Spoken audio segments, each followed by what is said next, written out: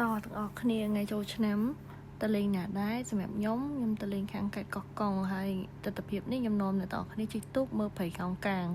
ទាំងអស់គ្នាចង់ដឹងថាទេសភាពស្អាតបែបណាចាំតាមដានវីដេអូដូចក្នុងរូបនេះចឹងខ្ញុំកំពុងជិះទូកហើយទូកនេះយើងជិះប្រហែលជា20នាទីនៅតាមទឹកហ្នឹងអញ្ចឹងយើងជិះមើលទៅឃើញទេសភាពស្រស់បំព្រងហើយទាំងអស់ហ្នឹងគឺដើមកោងកាងទាំងអស់គ្នានេះខ្ញុំ selfie ពីមុខបន្តិច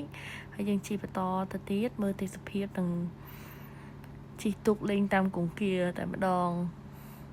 និយាយទៅទេសភាពស្អាតពណ៌បៃតងហើយទឹកខៀវស្ងាត់តែម្ដង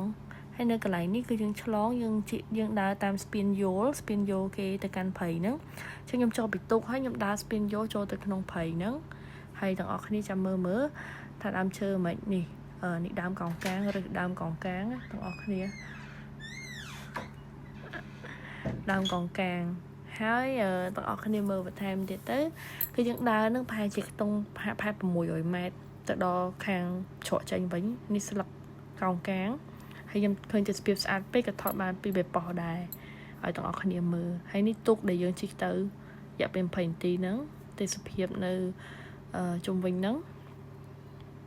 នេះដំណើរកំសាន្តថ្ងៃទី2របស់ខ្ញុំទាំងអស់គ្នាជួបគ្នាវីដេអូក្រោយបាយបាយ